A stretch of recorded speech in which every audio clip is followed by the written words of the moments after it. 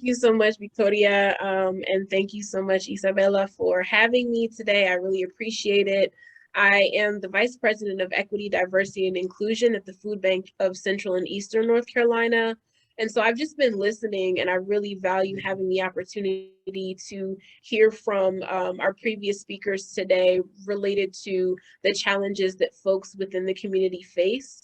In my role and just as an organization, we are looking to break down some of the systemic barriers that cause folks to face food insecurity.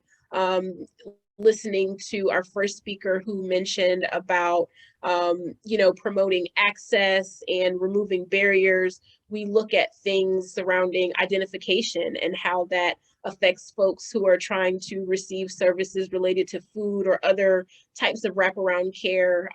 We hear a lot and see a lot from our neighbors about constraints associated with language barriers and not having resources and information provided in Spanish. So it's a challenge that we recognize, but I'm also happy to hear that we are doing the work that's necessary to remove some of those barriers and to establish trust within the Latinx community and our neighbors. So I could go on, but I am here today really because we as an organization have been using the term Latinx to describe the community and have heard some feedback from staff, from our neighbors who are receiving food and other services, who have said, that's not what we like. That's not what we want to be called. We prefer something else. And in order to show ourselves as credible, in order to foster and strengthen those relationships with the community, we want to make sure that we are communicating in ways that are effective and that are accurate. And so our plan is to hold a town hall discussion with members of the community who are receiving services, members who are providing services through nonprofits, folks who are business leaders such as yourselves, to learn more about considerations we should be making when we communicate. We sometimes use Latino, we sometimes use Latinx, and you have folks who like one or the other or who want to utilize Hispanic, but we know they're not interchangeable. I mean, just so many different contexts and considerations as it relates to language. So we want to have two conversations, one in English and one in Spanish, of course, to ensure that there are no language barriers, where folks are able to speak up and share their perspectives surrounding what terminology they ascribe to, what works best, best practices for us in not just selecting one word, because we know that one word will not encompass everyone, but what words together can we use? What is the best way to move forward? And again, we know that language is a very simple piece of this, but when we want to establish trust and credibility with various communities, we want to use language that they find to be appropriate. So that is just why I am here. We don't have a date yet. We don't have anything in place yet, but we wanted to start having conversations with folks who are part of the community and in the community working to know if you all would be willing to join us when we have those sessions. We will likely do something in the evening after work hours, because we know that people are busy during the day, or maybe we will have, two different times, but really just wanted to put it out there that this is something that is on our radar and something that's very important to us, and would love to have your support once we have that date. If you are able to share it out within your networks. RSVPs will not be required. There are no requirements for who can be present at the conversation. Obviously, we want folks with lived experience who identify as being members of the Latinx Latino community. But yes, that is why I'm here. So thank you so much for having me today. I really appreciate it and really value and respect the work that you all are doing.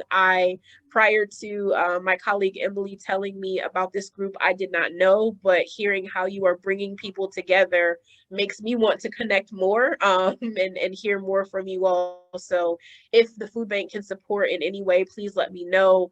With what was just shared by Juan Carlos and Yael, we would love to be able to support in that regard as well, or with any other projects that you all are working on, because we want to be strong partners and advocates and affiliates in the community. So this is not just we're coming here and telling you this is what we need, do this for us. What can we do as well? How can we be of service and support? So thank you so much. Thank you so much for being here, Mariah. I really appreciate it. And what I'm going to do is I'm going to include you in my list of the people that we have as partners.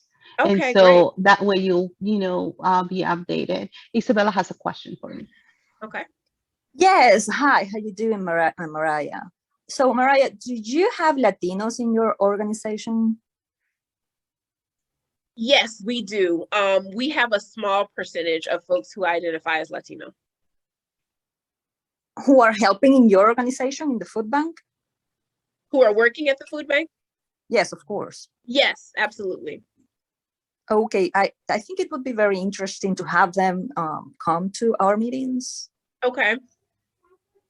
Yes, we have several individuals who work in our warehouse and our drivers and are busy during the day and don't have the capacity to join. But we also have other individuals, other staff members. We have a group called the Latinx Empowerment Outreach Network at the food bank. Excuse my children in the background, they are both homesick today.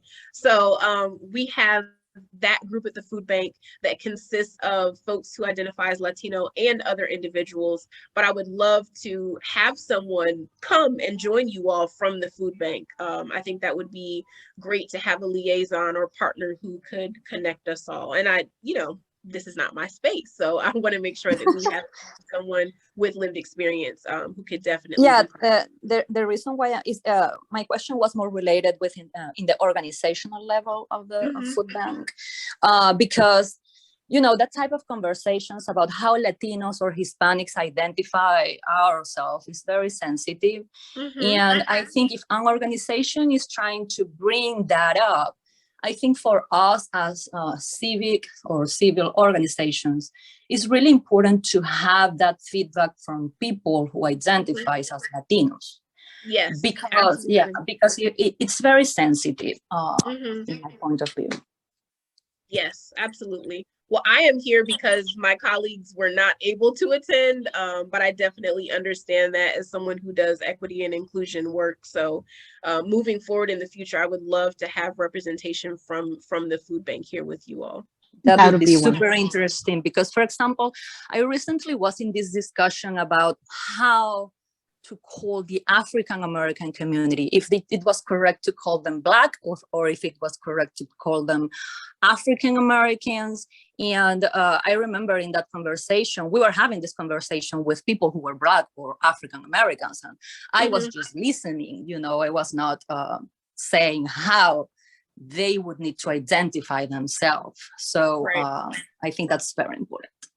Oh, yes, absolutely. And so we're here to extend the conversation for other folks within the community to take part in the conversation, but it'll definitely be led by staff and neighbors, members of partner agencies, and other folks, again, with that lived experience, because we value hearing from people who can share based on their experiences. So that is definitely our main approach. So thank you, Mariah. Absolutely. So send us that information when you're ready to have the focus groups. Send us that info so we can share it with our members and our public, and our Facebook page as well. So thank you, Mariah. Yes. Thank you so much for having me here today. Yes. And thank you for being so inclusive and having these conversations. Thank you. Okay.